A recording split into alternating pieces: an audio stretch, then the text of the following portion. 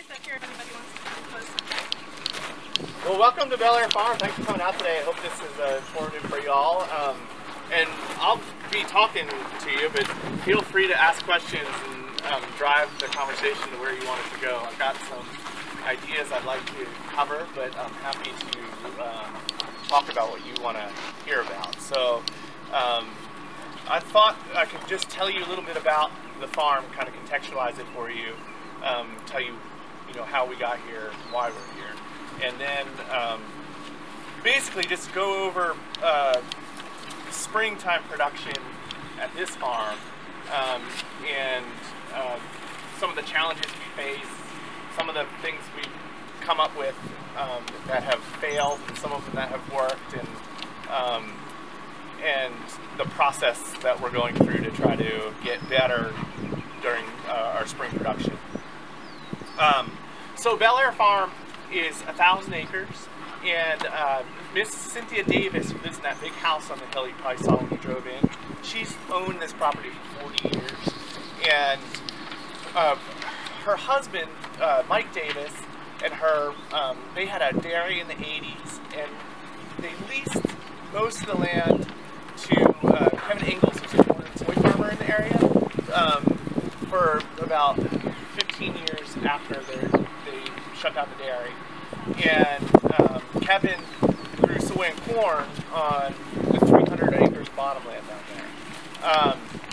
Mike passed away, and since then, Cindy, who owns the land, has been thinking about how to keep the farm whole, protect it from development into the future, and she wanted to see it in production that was more in line with her ideas of food and food production.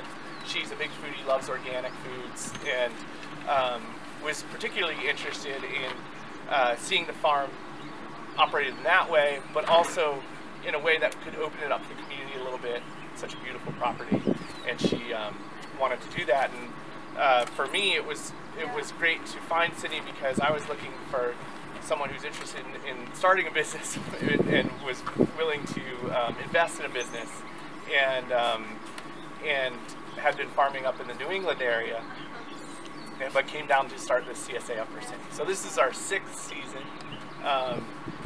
We started with about 70 members the first year, and this year we'll have 600. Some of those are half shares. We sell 425 full shares, or the equivalent of, but there's a bunch of half shares in there. And we also do farmers market sales, restaurant sales, and some smaller grocery markets in Charlottesville area.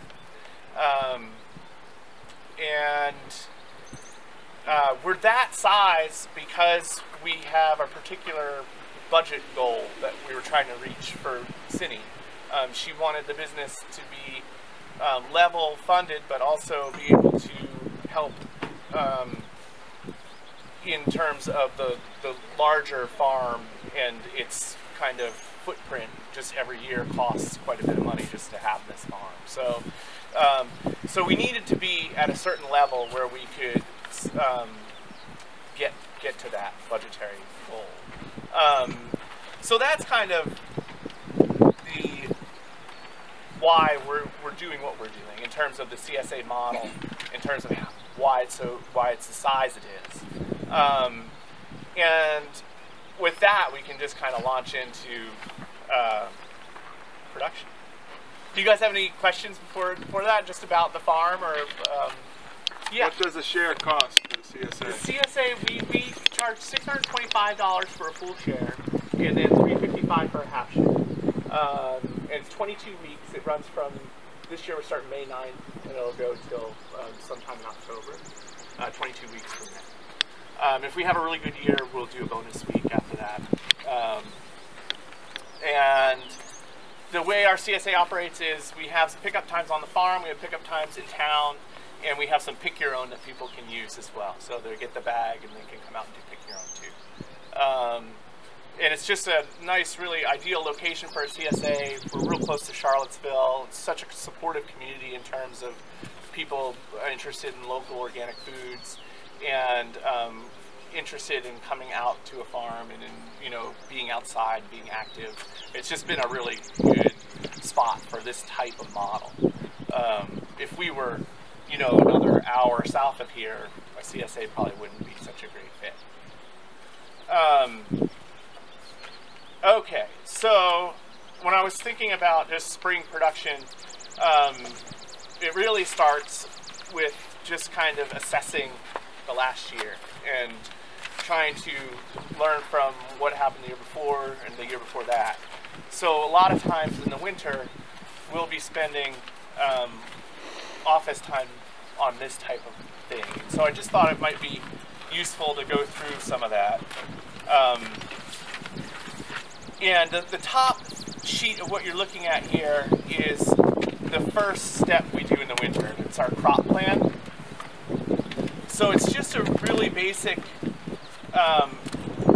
snapshot of kind of each crop do we want to grow.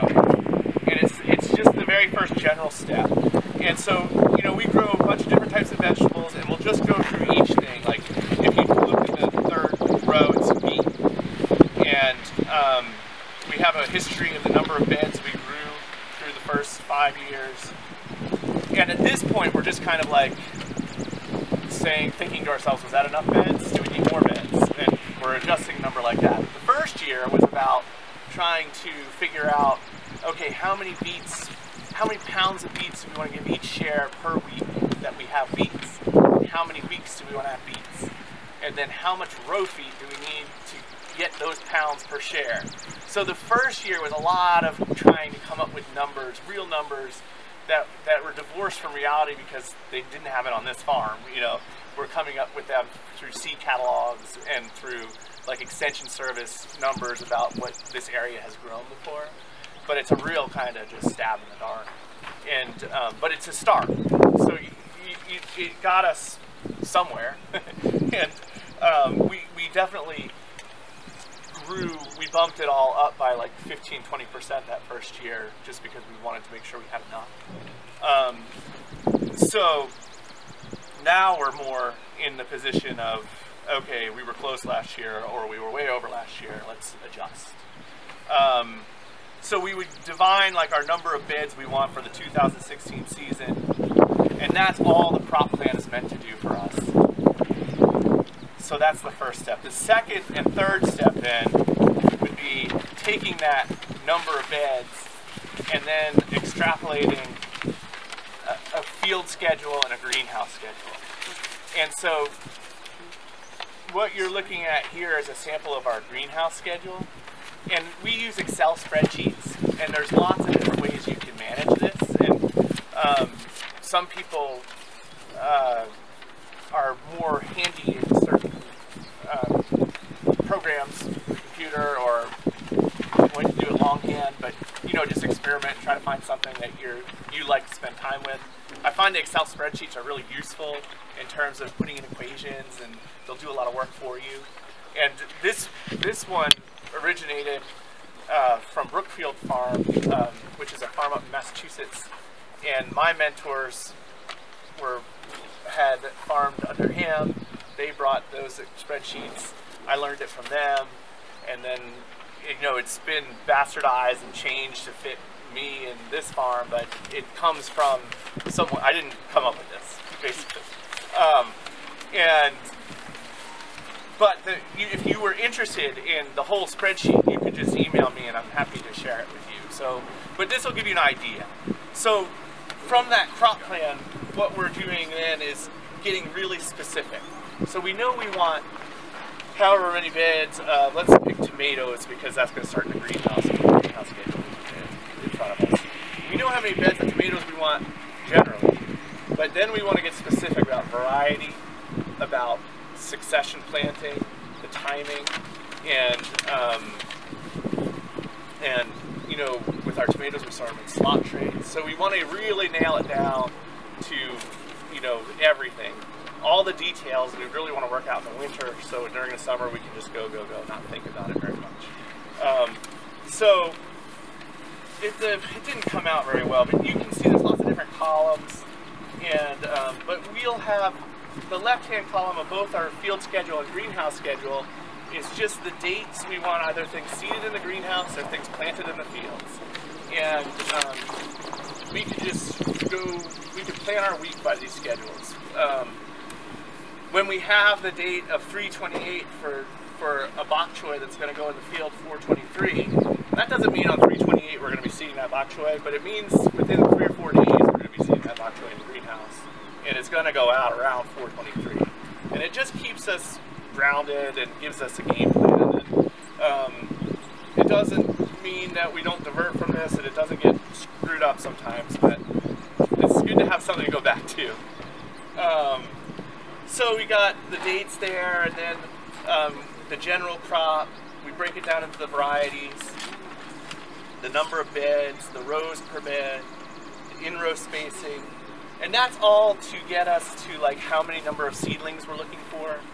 And then we will bump it up by 10%, and we'll split it out into successions, and that's kind of the map for the season. Does that make sense? So 10% for loss. Yeah, 10% for loss, for screw-ups, for frosts. Yeah. I find that you never have just enough of anything. You either have way too little or too much, and I'd much rather have too much. In terms of cost, it's not costing us much more to make 15–10% more than what we might really. But it's much, it's much more stressful to have too few. Yeah, so basically, this is just going to give you an idea of those spreadsheets. I was thinking, if you're interested in the spreadsheet, just email me, and I'll send you the whole thing. You'll see the crop plan, the field schedule, the greenhouse schedules, and the different equations that are in there to get you to the numbers. They're really handy. From there, on the third page here, this is the last thing we do, and it's probably the most important and the most detailed thing is our kind of field maps. And this is where we kind of start the staging process of the season. And every year I've learned again and again that the staging is the most important thing, and really putting in the time up front in February, March helps me so much in April, May, June, July, and August. So we're really trying to tighten up all our systems and fine-tune it all. And we weren't ready to do this type of thing the first couple of years. Like, this wouldn't have meant anything. It wasn't going to happen. But now, as we get more years under our belt, we're able to focus more on this type of detail. So this is one field, and this is the different crops we're going to have in that field, and how we're going to manage them in terms of irrigation, in terms of weed control, and fertility is the writing on the right, and some of that irrigation and weed control stuff. And so in the winter, we were thinking about all the crops in general like this, and how did for example, you'll see some celery and celeriac that we just planted in 2-row beds down in the field. We go down there.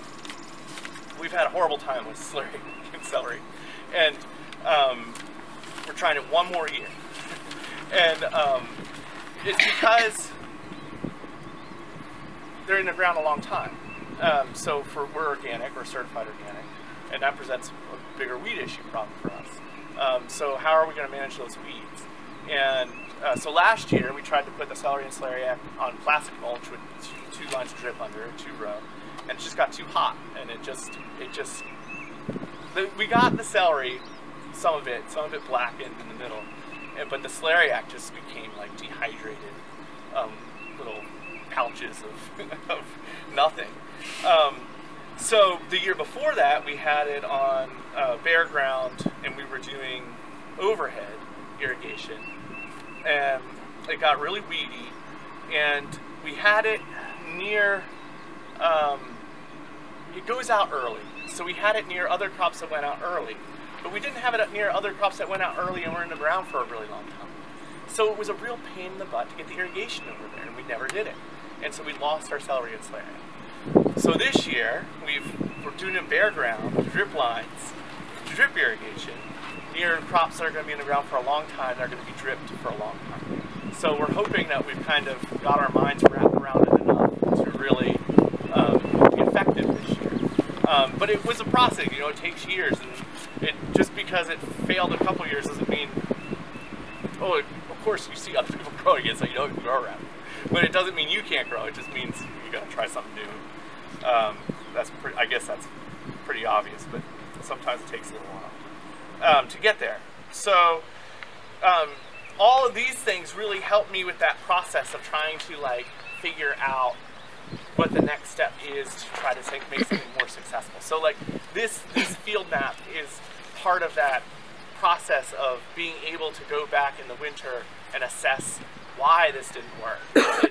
Is it just not going to work, or is there something we can do different and move that puzzle piece to another field or something like that? So these have really helped us figuring that out, and they've helped us kind of tighten up our fertility plan in terms of we do field soil tests every fall, but then we're trying to get, in the beginning we were doing really general applications of fertilizer. Now we're trying to get more field specific and really kind of get more detailed with the fertility. And it's all really helping a lot. So that's a good thing. But I don't think it's, you know, we had to drive here. It wasn't something I was going to be able to do first. Hopefully that's helpful to hear.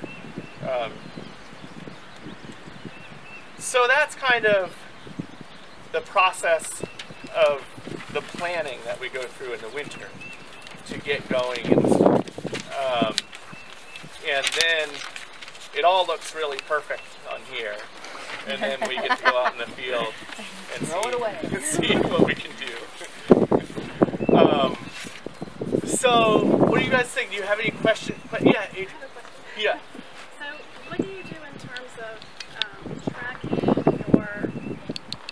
your realistic days to maturity, the harvest time, your ultimate yield for a specific increment? Yeah, that's so, really helpful skill to build. Yeah, so we have harvest records that we keep, and we can go on a little tour of the barn, and I'll show you where that happens. And then, so we have a good idea of what we need week to week, and what we bring in every week, and what we brought in last year versus the year before. As far as like harvest windows go, it's kind of just we don't have that kind of written down anywhere. It's just that's kind of that crop plan part of it. We're kind of making adjustments in terms of succession planting. Like if the harvest window was too short on something one year, we're gonna try to get the succession tightened up to it, or plant 2 different varieties instead of 1 variety to try to spread it out. So that kind of thinking's going on, but the record keeping part of it, it's a little tricky because I'm not very organized, and I don't keep very good records. Michelle, who helps me manage the farm, she's much better at that. But I think the first bunch of years I was managing, we had these big pads of paper, and every week we would meet and we would write down like any type of information we thought might be helpful. Like, we didn't have enough broccoli this week, and we saw cucumber beetles for the first time on the cucumbers. And then in the winter we looked over that, and it helped inform our records.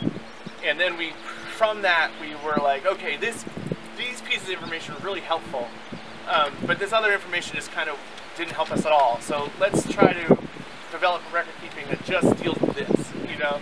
And so I guess I would say, like, in the beginning it was great to try to capture as much information as we could. And then I just, for me, it's like, I want to be really intuitive about it. So it's more just like getting years under my belt to like just know the stuff. But some people really like to have lots of, like, some people use their smartphones and just talk into it a lot and keep records that way. Some people have little rain-proof pads of paper they carry around and keep records that way. So record keeping is really important, and I'm still trying to figure it out. I think one of the things that we see a lot when we're working with farmers is that the skill of being able to forecast when is that bed going to be ready, whatever crop it is. Yeah. Like when is it going to be ready to harvest for the first harvest? How much can I expect in terms of yield on that? Yeah. And then being able to also have an idea of how long it's going to take to harvest and post-harvest. So I think early on, investing in timing yourself and measuring like how much I get off that 100-foot row and how long it takes me to harvest. And so I think some of that is useful early on, and then it becomes intuitive. Right. But that's we just see that a lot as one of the big challenges that farmers that we're working with are dealing with until they get to that point where it is. Right. And I would just say, like, those first bunch of years, you really have to understand that, like, that you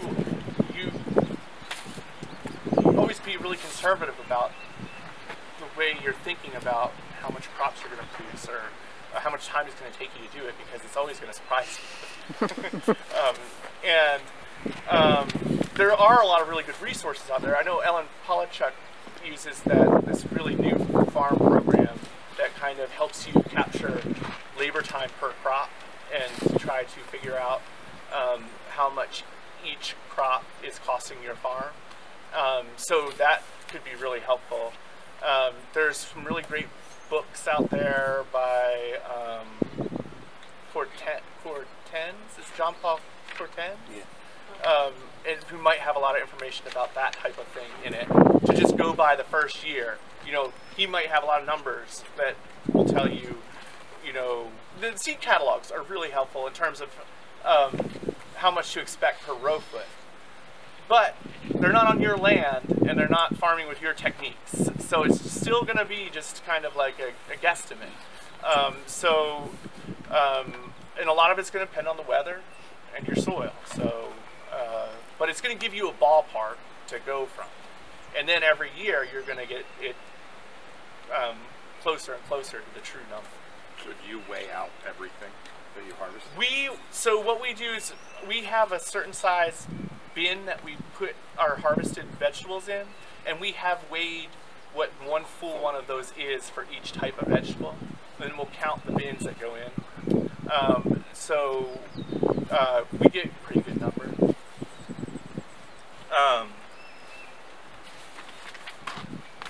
Any questions? We can go take a look in the barn and then head down to the field. What's your email address? It's Bellair Farm, Bellair Farm @gmail.com. How many years have you been in farming, Jamie? This will be my 16th season. I apprenticed for 4 years of those 16. Where was that farm up in Massachusetts? I apprenticed at Appleton Farms in Ipswich, North Shore of Boston. Nice. I'm from Danvers. Oh, is that right? Yeah. Cool. Do you know Appleton? No, I did not. Great. Well, we'll just walk in. I'll show you the wash station and the cooler and the kind of harvest records part of it, and then we can go down and look at the field. These are our bins that we put the washed produce in. These are our harvest buckets. We use the black and white ones. And so in the morning when we come in, we're clearing off all the tablecloths, washing them, sanitizing them, filling this with a sanitizer solution, sanitizing and washing all the bins that are for harvest before they go out, and sanitizing and washing all the bins that are going to be used that day to hold produce, and then it goes right into our cooler. And this is our harvest record sheet, basically. For a week, we'll just write the crops we're harvesting, and then we just make little marks for what type of bin. On our computer, Excel, we have if it goes in a small or large and what the average weight of that is. So here we just have to make little checks. And then at the end of the week, I'll come in on Saturday or Sunday and just write it all down and get it into the computer. And that's how we do harvest records. So during the day, there's always kind of one person in charge of the wash station, and their job is to make sure nothing gets in that cooler without it getting checked on. And then you're welcome to look at the cooler. This year we just got this put on, and it's a pool bot room that we're going to keep at like 55 for potatoes and tomatoes, because our potatoes and tomatoes really degrade fast. We just keep them in the barn in stacks, and they just degrade really fast. So we've got a little pool bot. We're gonna parasitic acid is what the ingredient is. Yeah, but sanity is the kind of brand name. Is that? I can get you that information. I don't. It's I got it from. I think there's an air. I got air it conditioner. from There's an air conditioner. Yeah, it's awesome. I forget the name of the company, but I can get it for you. I have it on in my email. Yeah. Yeah, that's it. And they drop ship from different places. Production Springs drop ship it. They can contact Biosafety. That blue tub, I thought we were going to go through that last season, but we haven't. I think it'll last this whole season too. And it was, I want to say like, it was under $1,000.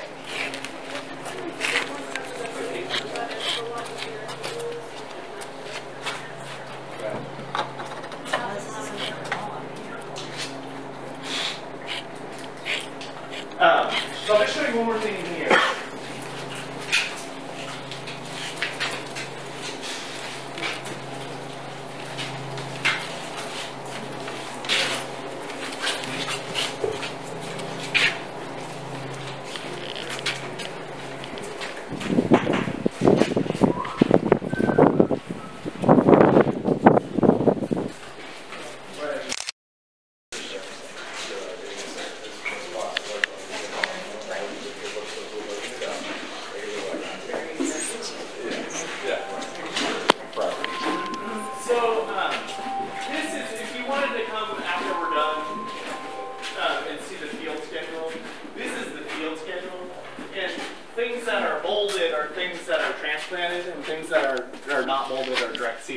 So it's just, that's how we organize what's going out in the field, which field, how many beds, all that.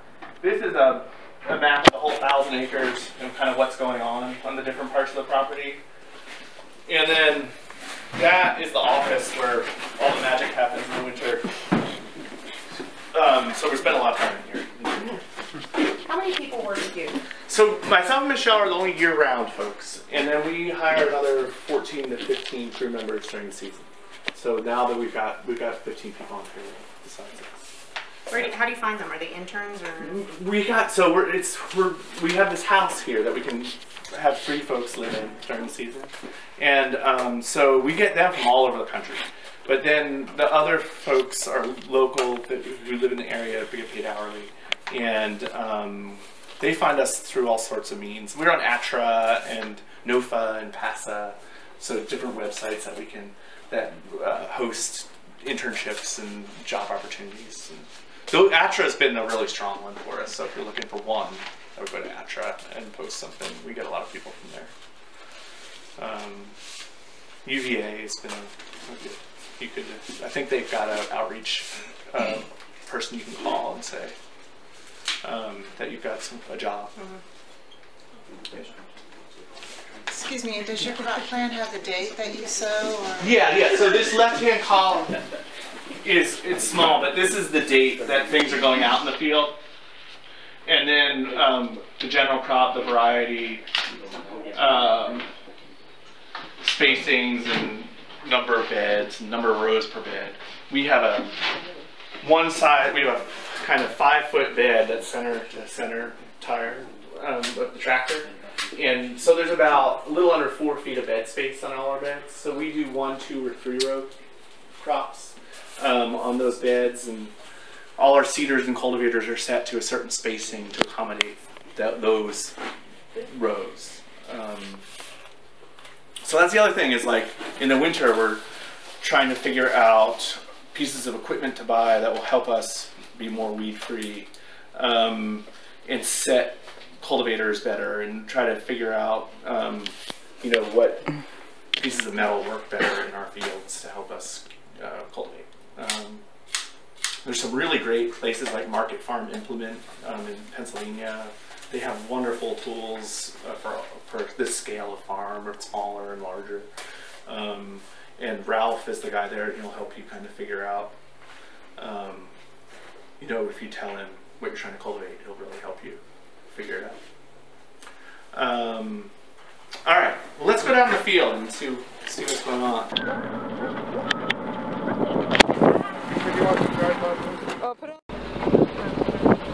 It's very bright. 1,000 acres. Nearly. I think it's eight. Did you say 800?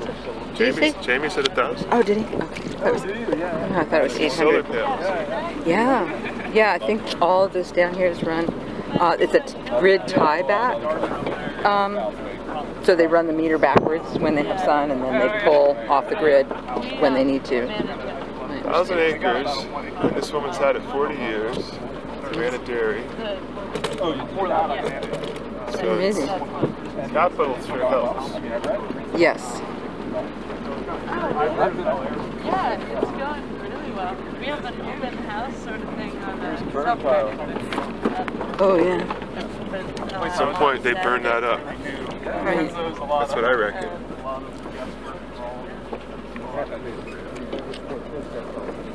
Yeah. These are tomato staples. No, to keep the road covered. Oh, these are little plastic staples. Yeah. With handles on them. Yeah. So, That's the part that I like the most. Wow. so these I get a lot of my supplies from a company called Rainflow in Pennsylvania, but Noltz is another one, and Berry Hill, I think in Virginia, has a lot of this stuff. But I really like Rainflow, so I'll plug them. But these are fairly cheap and really durable in terms of they don't fall out of the ground with the wind. Wind is another spring issue that we really deal with. That is a problem. So that has to do with the choices like this, and like with our landscape fabric, we use 8-inch landscape staples instead of the 6-inch landscape staples because it's not as likely to blow off.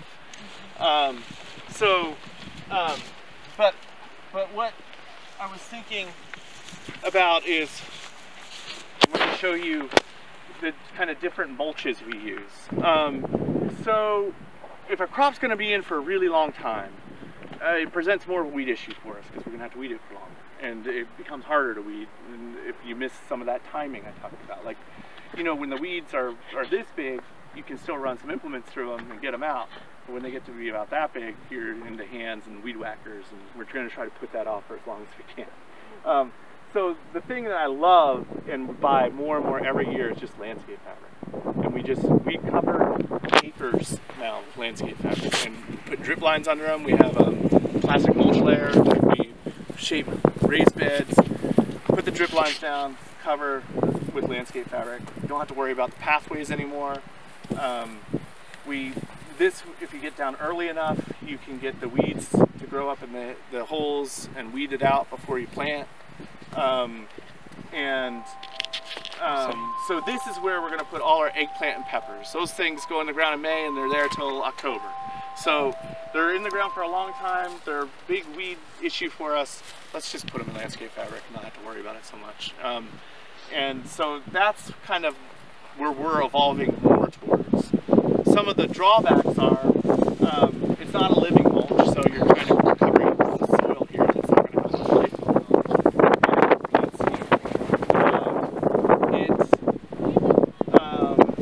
What's another drawback? Does it get too hot? I would think that it would. It actually it's not as hot as the plastic mulch. Yeah. And so it's not bad that way. Do you reuse it? We reuse it. Yeah, so we can get like 3 or 4 years out of this. Sometimes it gets mishandled and it's only 1 or 2, but generally we keep it around for a number of years. And there was one other drawback I thought. Well, it's labor intensive. Yeah. Yeah. But it's labor intensive in a time of year when we have Other stuff to do. we don't have a lot of other stuff to do. You know, like we can, if I could get this out in December, I would do it, and use labor in December when we're not picking and we're not, you know. Then you run up against fertility. Like you got to get your fertility game plan early so you can get this down. You know, but as early as we can, we'll get in here and make beds. If there's like a week in January where the ground thaws and you can work it a little bit, we're going to go out there and make some beds, and we try to get some volunteers in here to hold this out and put it down. And yeah, it's really nice. Oh, I know what it was. The one thing I worry about is disease issues. So I won't put tomatoes on the landscape fabric because I'm worried that it'll carry disease from year to year. And I don't want to, we're not real good about sanitizing things like this. So things that are short year or disease prone will keep off. Then there's things like tomatoes. So we don't want to use the landscape fabric because we're worried about disease issues.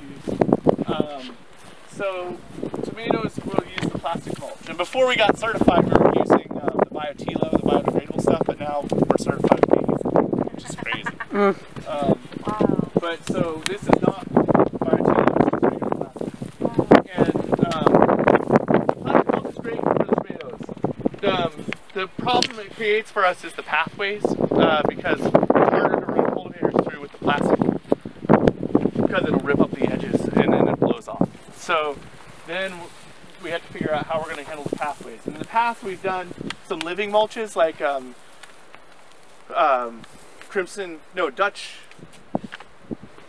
Dutch white clover, I think, is the best one because it takes foot traffic away.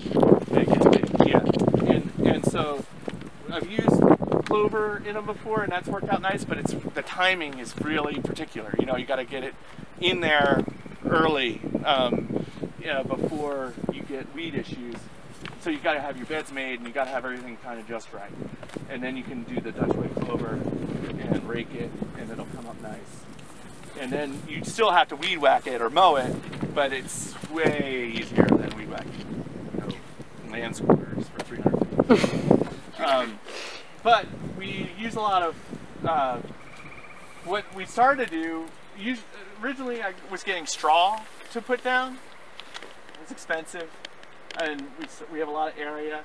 So now I just go around to farms around here and ask them if they have any brown bales of hay that that's just laying on their farm for years, and they give them to us, and we just mulch.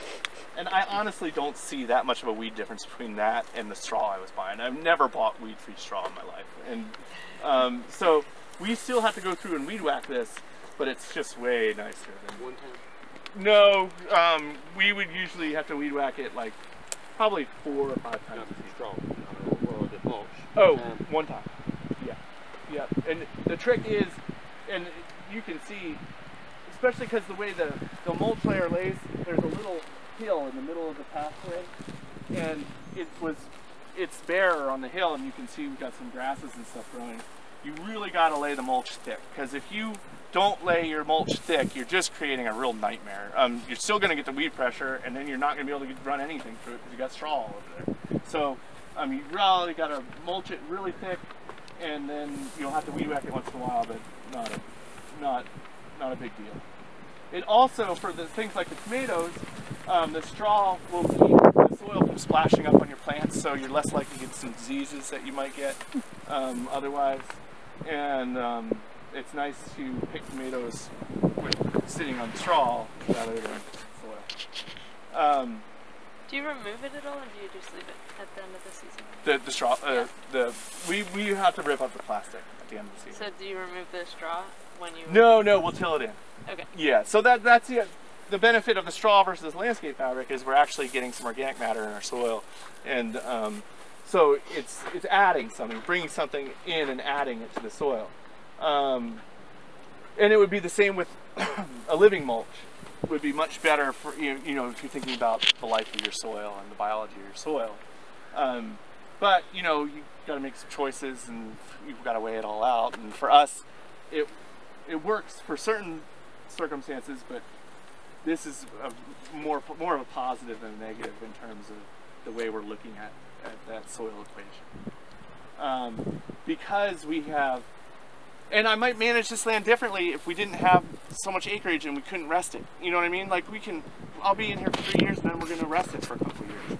So I'm not so worried about that the soil's not going to see light for a little while, because we're going to get cover crops on it and get cows crapping on it, and it's going to be nice. But if I had to grow on this every year, I'd probably still use landscape fence. But I can tell you I might not. You were about to lie. Okay, and then so the tomatoes, we'll do 3 successions, because we always lose our tomatoes to disease eventually, early blight, septoria, you know, whatever it might be. So we'll do early, mid, and late tomatoes, and we want to give them a lot of airflow, so we grow something in between the tomato beds, like kale or collards. So you'll see kale and collards between here. And we have those covered because we were worried about those frosts, and it also hurries them along. That's the other nice thing about the black plastic and the landscape fabric, is you're heating up your soil. It's going to get temperature quicker, and your things are going to grow a little faster in there. So the kale and collards are going to get bigger, better, faster, and we also cover those for insect protection, so it's doing double duty there. We get harlequin beetle really bad on our kale and collards, and that's pretty much what this is. Is that year in and year out? Or there's worse years than others, but it's pretty constant. Sometimes they come earlier than other years. Sometimes the pressure's more, but it's always an issue. What's your management strategy? We'll cover them, and so when it gets, what we'll do is we'll cover these, we'll harvest them. Then I got this other new product called Protect Net, and it has all the advantages of Rime, except it doesn't have any temperature increase. So it's more expensive, it lasts longer, you can reuse it from year to year, but you can use it in the summer, and it won't just burn your plants up. Protect Net. Is that the Rainflow as well? Or Rain? Yeah, I think Rainflow has it. Yeah. Is it more like a screen? It's like a mesh. So there's real actual air. Yeah. It's like the shade cloth on your greenhouse. It's like that kind of material almost. How did people deal with the weeds before gasoline-powered weed whackers? The weeds, you would just have to hoe them or hand weed them. Yeah. Or the Arm labor. That's right. Yeah. I mean, we don't have any robots pushing the weed whackers yet, so still a little bit of labor, but not what it used to be. Are your tomato successions all at once, or do you No, we'll space stagger? them out. We'll like the first succession will be 3 different varieties, 2 determinate and 1 indeterminate, and we'll try to do 1 early, 1 late, and 1 the indeterminate. So it'll spread that first succession out longer than if we did 1 variety. Okay. And then the mid-season one will go out like 2 or 3 weeks after that, and it'll be 2 determinate varieties. Okay. And then the third is also 2 determinate varieties. So it seems like, I mean, especially with the indeterminates, they wouldn't all end, especially if you're growing different varieties at the same time. Right. Do you have where you're coming in and putting your mid-seasons in these 2 rows, and you still have your early season on these ones, and then, you know, something like that? Yes, exactly. Yeah, Okay. yeah. So like what we'll do, it's not ideal what we did, because the early and mid are right next to each other, so if there's disease issues, they're going to spread. Yeah. But it still helps a little bit, and our late season tomatoes are going to be all the way on the other side over there. So yeah, like the first 4 beds I think are early season, and then the last 3 are mid-season. What do you do with the organic matter once you take it out of the ground? The plants themselves when you pull them out?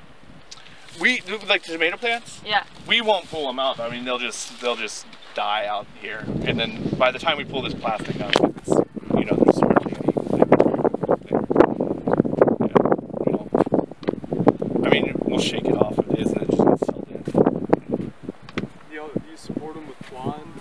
Yeah, so we do a weave. So we'll trellis them, and it'll do, the first line will be about here, and then here, and then here.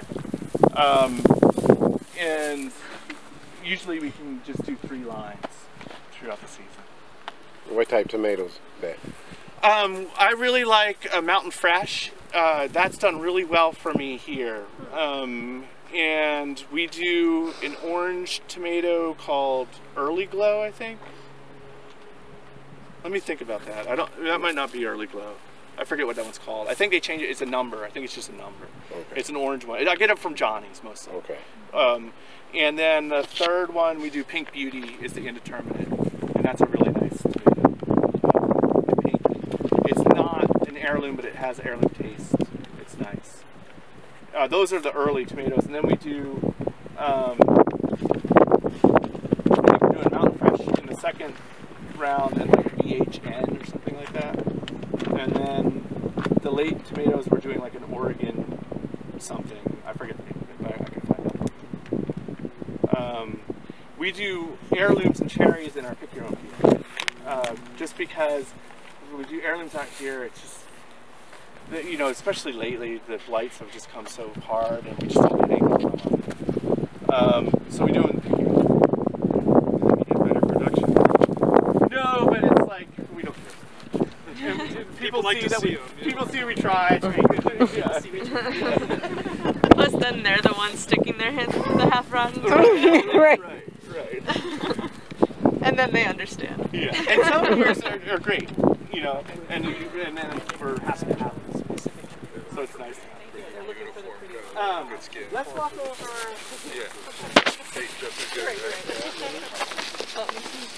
Without hoops.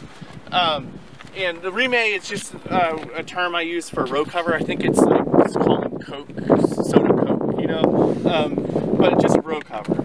And so for things like Napa or bok choy or head lettuce, we're gonna have to hoop that, because if we try to put just the row cover on, the wind's gonna blow and it's gonna destroy the seedling. So what I found, I would love to use multiple bed row covers for these, because it's easier, you don't have to use many staples. But when I've tried to cover 3 or 4 beds of hooped material with row cover, it's a nightmare. It blows off, and it rips. So we just use one bed row covers for when we're using hoops, and then when we're not using hoops, we can use a multiple bed row cover. In the past, I've used, instead of staples, we've used soil to hold them down, just with shovels. There were plastic bags you could buy with zip ties and fill them with soil and drop them, but it works. But when you have employees, you know, people, and myself, not going to blame it all on people end up throwing the bags, and they'll split at the bottom, and you lose them. So I find these staples to be the best solution so far. They work really well. So we do a lot of drip, especially if we're doing a mulch like a landscape fabric or a black plastic. But we also have certain crops that we direct seed that would be impractical to drip, just because the different equipment we're using and just the practicability of it. So we also do overhead with the Traveler, and we have these little pumps. They're only about $700, 6.5 horsepower pumps that we buy from Rainflow. They're Honda pumps, and very mobile, and we can suck the water up from the river right from them. And so there's a lot of this blue hose that we buy, and header pipes and different fittings. Irrigation's always a headache, but it's really nice. You can see one of our tractors down there, an Alice Chalmers G tractor. That cedar that we walked past, you'll see it when we get back. And we also do all our basking. The G tractor is really nice. You can see what's happening right below you. So it's a nice tractor for this style of farming. I also wanted to show you can see frost damage and also just transplant shock on this kohlrabi and on the fennel when we drove in. a lot of that fennel is just transplant shock. We put that out just a week ago, and it comes out and doesn't like to be out of its kind of greenhouse, and so it gets yellow. But you'll see the inner leaves that we're getting nice green growth, and so it'll all grow out of that. It just kind of knocks it back a little bit, and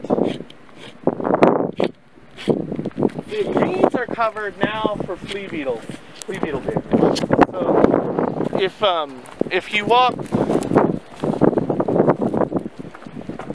you can see some in the uncovered. You'll see holes in the leaves, and so if we don't cover our greens, they'll be pretty unmarketable in terms of the flea beetle damage. So we'll do this until it gets super hot, and then there's only a couple greens we can grow through the summer. Swiss chard is one that generally does well for us. If we get red Russian kale established, it does well for us for longer. But both of those we lose at some point in August usually, and then we can start seeding again mid-August, late August, and then we have them again in September and October. So, is this small salad greens? Are you going to come and send this to your space? No, this will be for small salad greens. Yeah. So like when you walk back, this is our second seeding. That first seeding we just started harvesting from. So we'll cut it at the leaf size about there. We might get 2 cuttings. The red Russian kale we might get really big. Same with the yeah, we have harvest knives with those black buckets and cut it. Yeah. So that's another thing for us. It's like really important to get good stands. Otherwise, to fill a bucket takes 10 times longer. So our seed hole choice on our seeder is important in terms of trying to fill out the stands, so it just makes it easier to harvest. Do you keep that row cover cloth on the entire time until all the way to maturity? We'll take it off. So like we just basket weeded in here 2 days ago. We didn't do this bed because we took it off and laid all the landscape fabric in this bed and only took off one edge, and we meant to take off the other edge, but we ran out of time at the end of the day. So we will take it off every once in a while and run the basket weeder through, and then we'll keep it on until we're gonna harvest. Yeah. And once it gets to a certain size, the flea beetles can't do that much damage anymore. It's most of the damage they do is when it's little. They just make the leaves.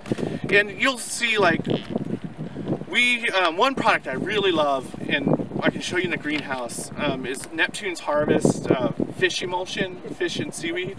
That stuff is awesome, and we find that we spray it every other day in the greenhouse, and with a little backpack sprayer, and which I recommend way more than a dosatron. Dosatron always gives me problems, and we just shifted to a backpack sprayer, so much easier.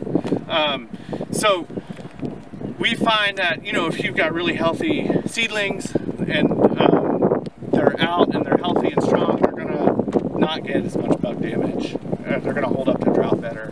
I mean, that's real basic stuff, but it took me a long time to learn it and kind of look at it in a real way and know that I was putting in good time that was gonna pay me back. You know what I mean? So, like, if you can get your greens established past a certain point, you can take row cover off, and they're not going to be as affected by the flea beetles as they are when they're young.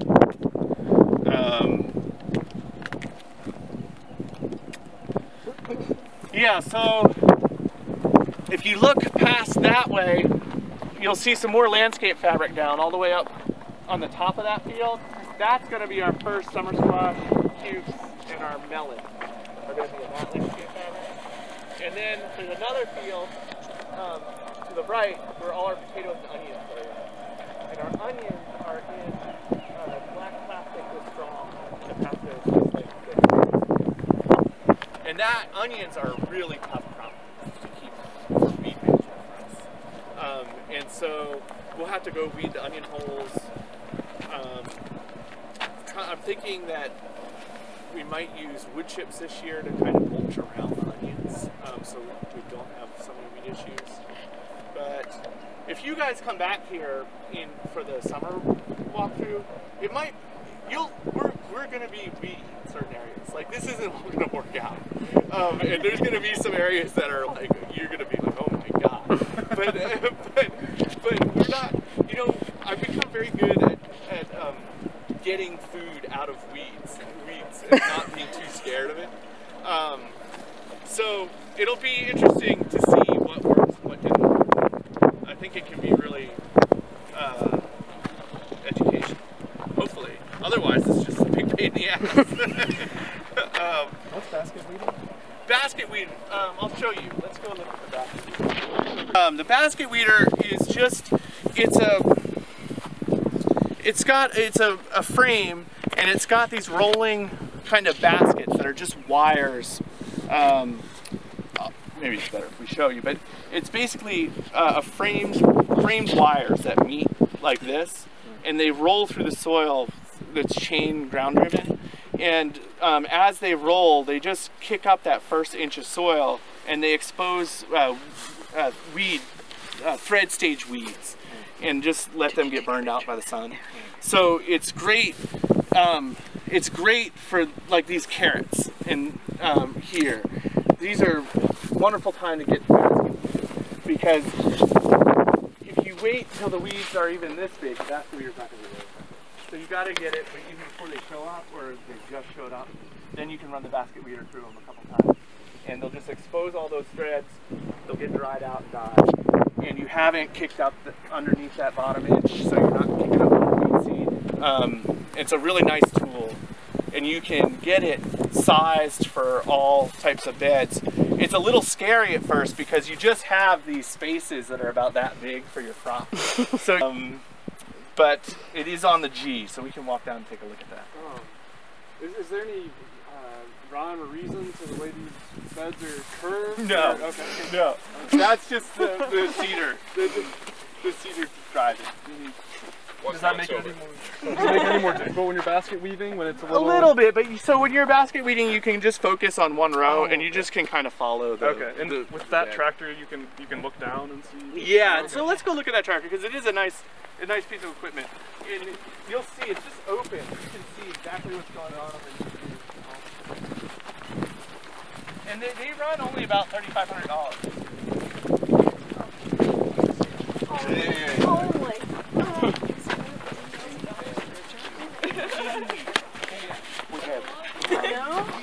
We have that terminology. That's so much fun. So, okay, I have something here. Implements.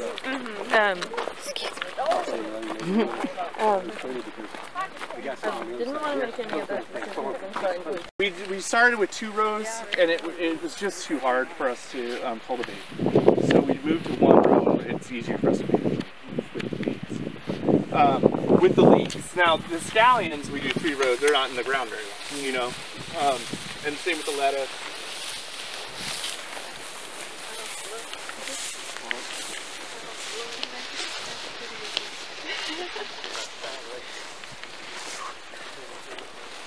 And we bait it with an apple scent. We want the deer to come get shot, and we don't have any deer issues. We have lots of deer on this farm, but especially in the spring, the first 3 weeks you put it up, he's really religious about baiting it. If it rains, go out and bait it again, bait it once a week, and then they'll leave you alone till the fall, and then they might start to creep in again and you guys start baiting.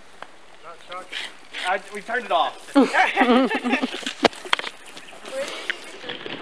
I get them all from Wellscroft Fencing.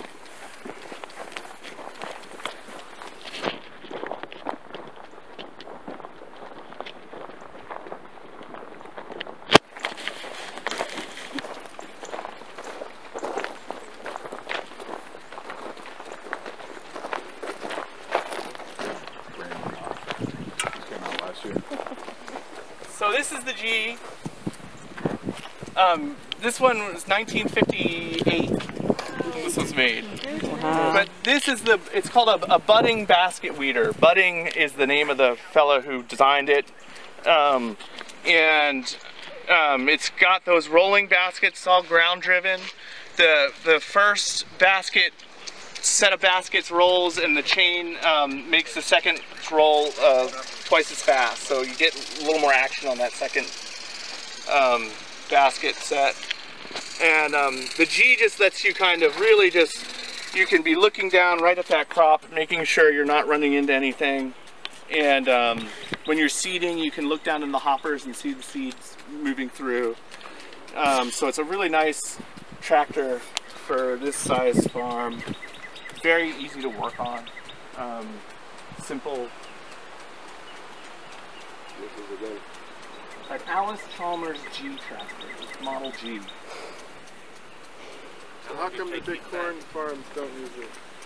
Well, it's not very handy to grow corn with, and also it's more for like a diversified small farm than if you're doing acres and acres. What happens when a part breaks? They still make a lot of these parts. Really? Yep, I just bought a new clutch for it because we'll change the clutch this winter, or before, it might go out before then.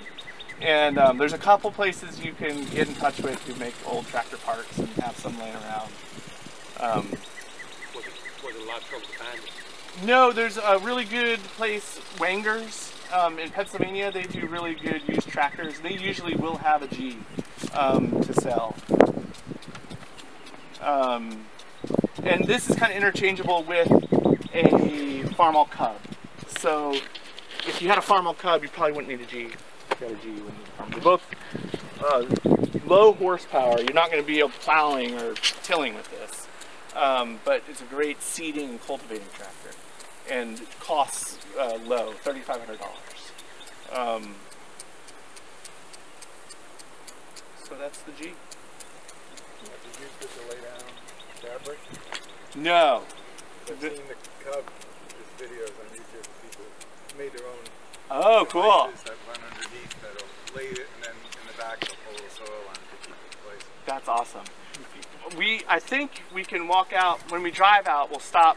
You can see the John Deere that we have here, which is our 80 horsepower tractor, does all our heavy tilling, and we pull a plastic multiplier behind that. Yeah. Which is a great piece of equipment. You don't have like one of those transplanters where people can sit behind? Yeah, we do. It's also out here. This time of year, we do a lot of transplanting by hand just because we're doing like really big plots of crops like onions and for two people on the back of transplant takes a long time. Where if I get 10 people out here, we can go through it. But during the season when we're doing just kind of lettuce plantings, we'll use the transplanter a lot. And it's nice because it lays water out for you in the holes, as you probably know. And you can put fish fertilizer in the tanks. And yeah, so that's a great piece of equipment too. What equipment did you start with? Had the G, and the basket weeder, the seeder, and we had a chisel plow and a rototiller. Yeah, there was another, it wasn't this tractor, there was another tractor on the farm that we could pull those through with. But the rototiller, chisel plow, the seeder, and the basket weeder were pretty kind of basic for us, necessary. And I guess I'd add a disc, because we probably had a disc harrow. Yeah, so kind of the way we get the field ready is a chisel plow, a disc, and then we either put the mulch down or we rototill for a seeder.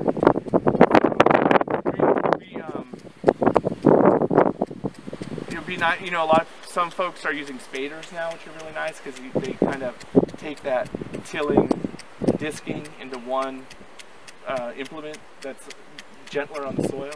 It's just kind of a rotary machine that has these little shovels that moves really slow, but when it gets over, it's kind of ready to plant into, and it's gentler than a chisel plow or a disc. But we use the chisel plow. And you need a primary tillage implement, and then you probably need a disc. And then you're going to need some cultivators to weed and need something to seed with. You could buy one of those little push seeders though for the first year. What do you guys think? Have any questions? Is your fence that solar powered? It's like a regular 12-volt car battery that's solar powered charger. Yeah. Actually, we use one of those marine batteries. They're longer life. Was the solar here, or that's something you set up when you started? No, that Miss Davis set that up the year before we opened up. Yeah, so that is an investment she made in the farm. Yeah. And that provides enough energy to offset all the energy of the buildings down where we were sitting before, the barn, the 2 houses, and the greenhouse. Well, why don't we walk out? Oh, let's walk to the truck. We'll drive out, and I'll show you the implements and that other tractor, and then we can take a peek in the greenhouse. And you can let me know what else you want to Pod in here. It's propane heated. That is that blue tub there is the Neptune's Harvest, and we spray through backpack every other day in here with that, and I love it. We started doing that last year, and it really just the health of our plants just got like 100% better than what we were putting out. And airflow is real important. The flow fans in here. We try to keep it simple. We use just 3 size trays. We have 98s, 72s, and 50s. And certain crops go in certain trays. We have some slot trays. We start a lot of the flowers and some of the finickier solanaceous stuff in the slot trays. And then we pot them up into the 50s or 72s. We hand water with wands, and it just gives us time to look at what's going on, the health of the seedlings. I'm scared of automating it because what happens if something goes wrong? You take your eyes off it and they come in here and everything's dead. But I'm sure that might be irrational. But we hand water. We use McEnroe compost-based potting soil. There's a company up in New York. We get good results with McEnroe, so we stick with it.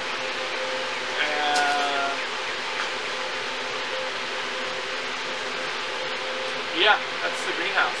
Do you pot up all your tomatoes? Yep. On that stage? No. So these are stuff that we're gonna sell. The tomatoes in here are going right out to the field from here.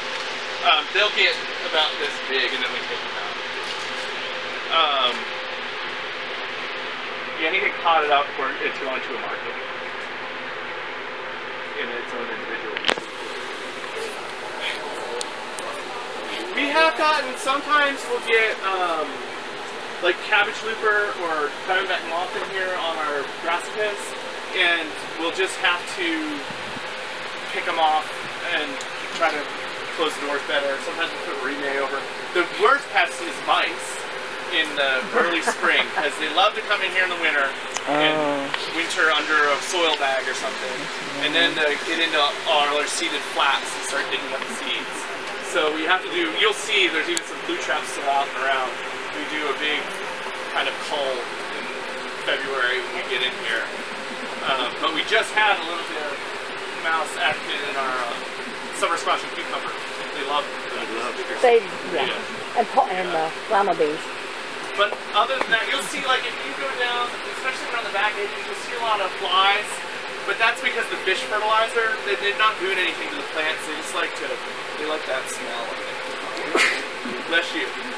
Another problem we're getting here is, especially since we started using the fish a lot, is for things like the onions that were in here for a long time, we'll start to get this green sludge on top that makes it harder to water penetrate. But it generally isn't an issue. Like, it looks scary, and it'll start to dry things out. But we've never seen it like get to a point where it's been deleterious to the onion plants. And we usually get them out just when it starts to feel like water can't get in there, you know.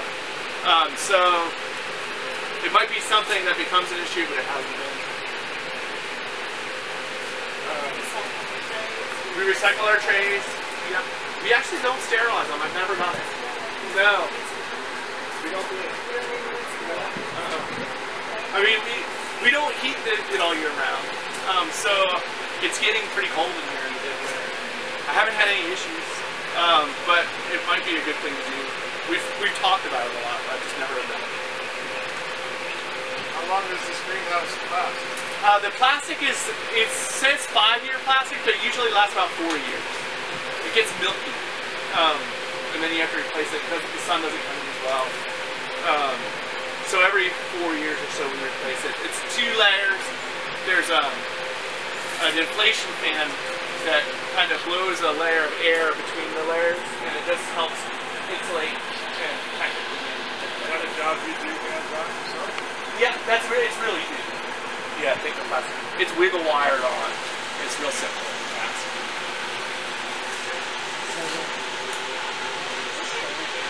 This is it. Yeah. Yep. Yeah. So we will probably fill it up about 4 times. By the end of May, it's getting too hot in here. Put a shade cloth on. We'll still germinate some lettuce and some fall brassicas, but it turns into like a curing house for onions and sweet potatoes. What about hardening off? Is that just out here? Hardening off? Yeah, someone asked that earlier, and I found that I had a cold frame the first year, and I hardly used it, and it was taking up a lot of space, and I didn't engineer it very well, so it wasn't ideal. And so we just been doing it without it, and sometimes it will bite us, like you'll see some frost damage on some kale out there. But if we see that it's going to be a real cold night, we'll pull stuff back in on the floor. But we'll try to harden it off out there on some nights that aren't as cold, and we'll just take it out. I just feel like there's only a couple weeks of the year where you really need it. I don't know.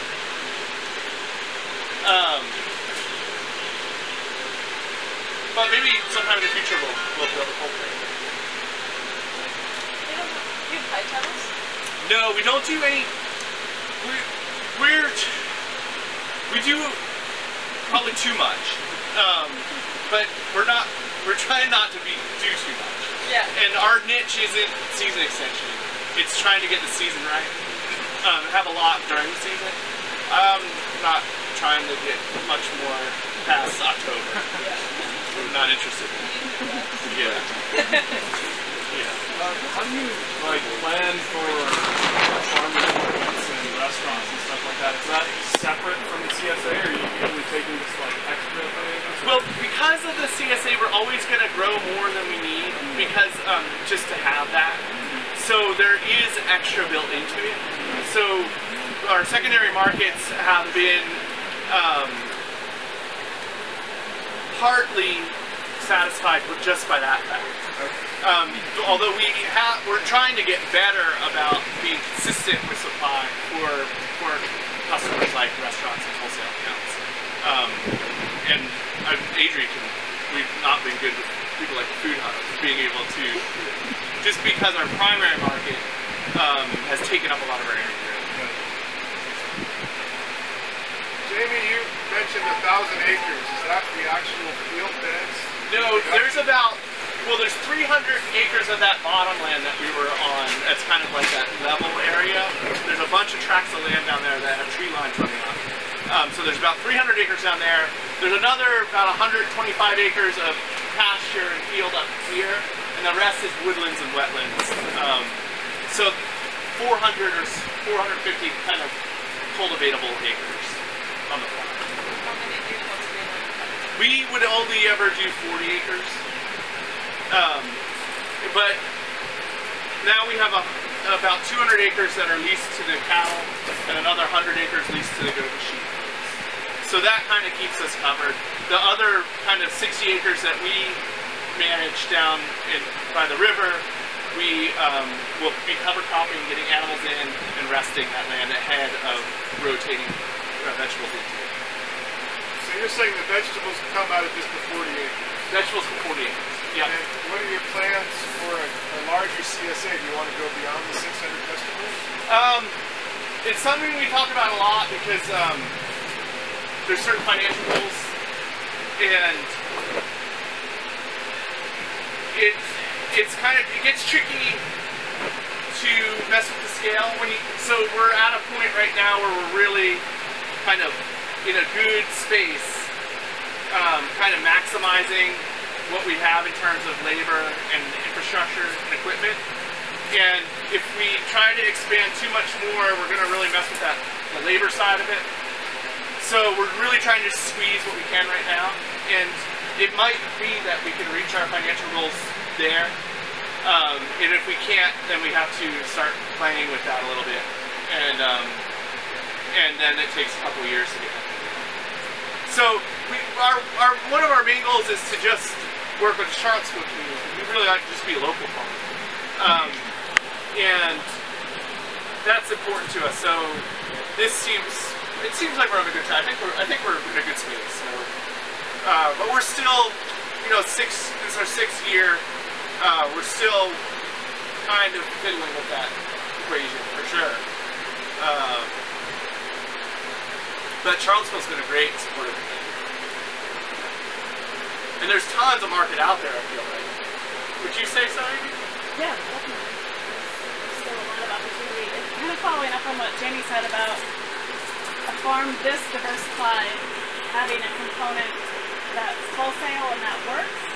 What we see with the smaller diversified farms that we work with, they just focus on maybe 1 or 2 crops that they sell through the food hub. So it's something that they don't have to handle a lot. They have a really good handle on the production expenses, and it's maybe like a crop of fall storage beets.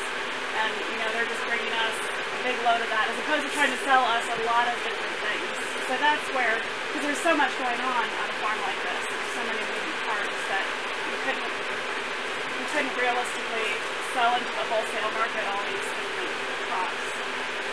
But it does make up an income stream for some diversified farms that really specialize. Totally. Yeah. Because, when we look at our budget, if we make 5 to 10% profit, that's the margin, And so if our wholesale is 5%, that's a big part of it.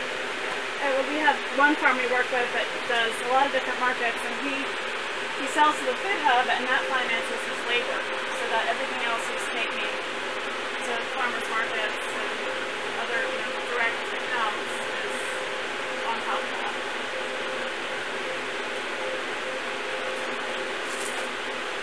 How do you organize your teams? So what's worked really well in the past, it's been hard for me with the labor, with the crew. Everyone wants to know what they're going to be doing during the day, and it's been hard for me to let them know what we're doing during the day, just because I don't know what we're going to be doing during the day until I see what's going on, what equipment's working, and what people's moods are. So it's been hard for me to kind of have everyone wants this morning meeting where I tell them everything that's going to happen. It's not going to happen. So this year, finally, I sent out an email at the end of the week where I asked for everyone's hours. And in that email, I do a long list of what we're going to try to accomplish next week, what we got done the week before, and kind of what our goals are going forward. And that's really helped people just feel like they know what's going on the farm, which I understand is really important. It was just a matter of trying to figure out what worked for us. So it's just like every week spending 20 minutes writing this. And then, you get here and the list goes out the window, right?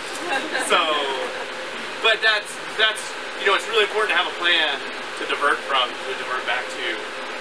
And so, it works for us. That's been working really nicely. I feel like people feel like they have more control and understanding than they used to, which is great. Have you made money every year? Well, no, our goal was to break even the 3rd year. Ms. Davis put a lot of money in investment to get this going. And so we did break even the 3rd year.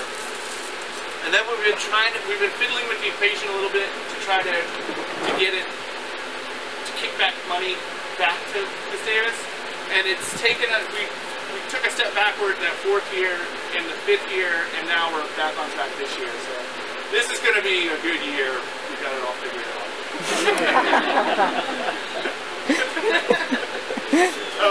Famous last word. Exactly. Well, a lot of it is like, you know, for instance, we're trying to figure out how to use pieces of the land that aren't being used.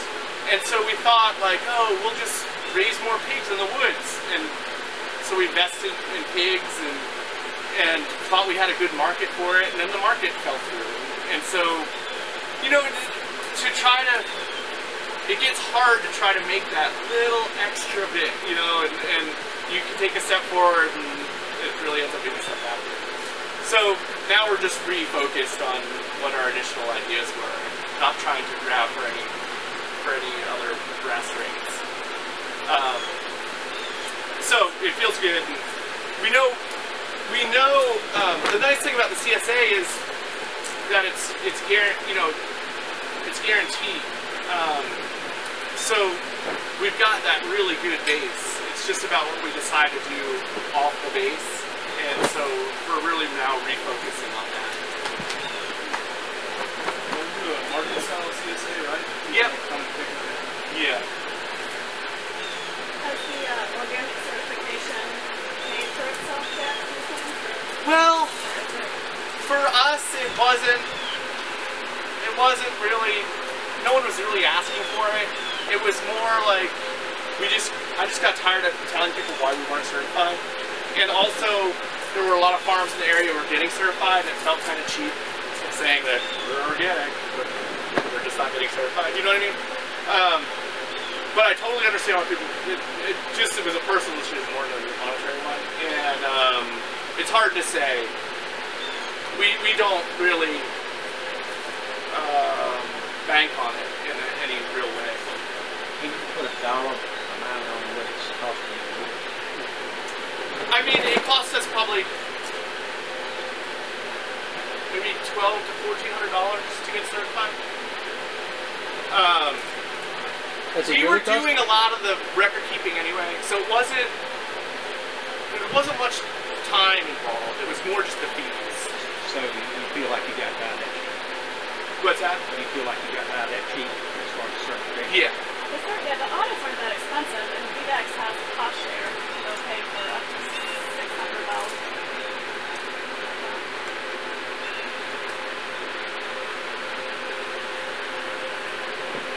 That's a lot.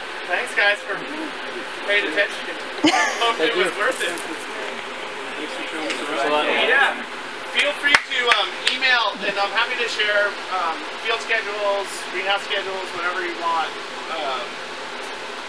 Do you want to do that centrally since I have email addresses, or do you want to just people to reach out to you directly? Either way, whatever's easiest. Really up to you. Bellairfarm@gmail.com is ours, or go through email.